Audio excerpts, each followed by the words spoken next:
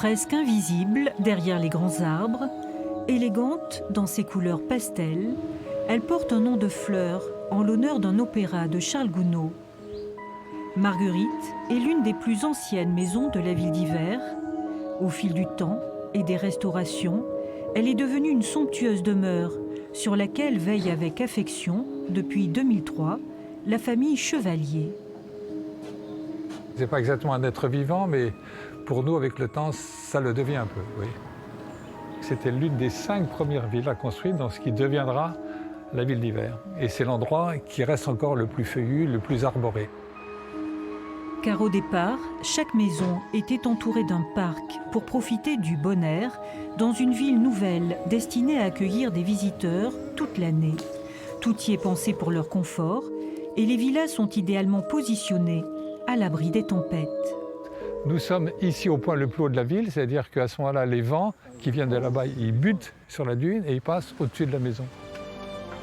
Et parce qu'elle est un peu la doyenne, la villa nous ouvre ses portes pour évoquer cette histoire de la ville d'Hiver. À l'origine, ce sont les frères Pereire qui rêvent d'un grand domaine immobilier.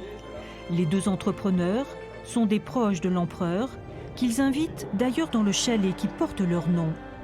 Et il est probable qu'ils aient bénéficié du soutien de Napoléon III pour faire aboutir leur projet, qui soulève alors des oppositions. Les premiers obstacles, ce sont les eaux et forêts, qui refusent de donner aux Pereire une partie de la forêt qui était relativement jeune, qui avait une trentaine d'années. Donc il faudra la pression des autorités parisiennes et de la préfecture de la Gironde pour que les administrations concernées se mettent d'accord. Ce qui est certain, c'est que tout se met en place sous le Second Empire.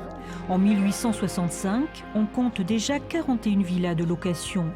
Elles rivalisent d'originalité avec leur fantaisie de dentelle, leurs toitures excentriques, leurs balcons généreux. Il fallait que ce soit beau, que ce soit confortable, que ça donne une idée de vacances. Et chacun, après, y est allé de son style particulier. Alors, au début, on a construit des chalets assez simples. Et puis, au cours des années, on a rajouté des tours, des ornements, des ailes.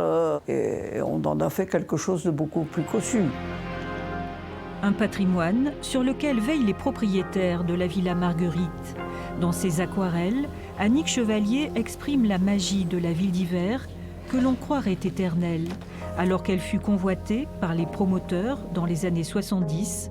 Aujourd'hui, c'est son côté forestier qui pourrait être menacé. On peut la croire stable parce qu'elle est inscrite au patrimoine de Gironde.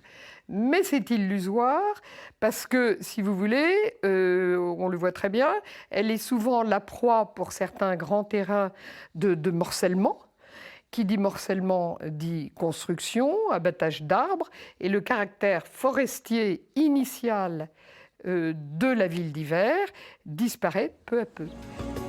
Mais nul doute que les amoureux des villas historiques auront à cœur de continuer à préserver, 150 ans après le Second Empire, l'authenticité de ce quartier pittoresque qui contribue, sur les hauteurs d'Arcachon, à la renommée de la station balnéaire.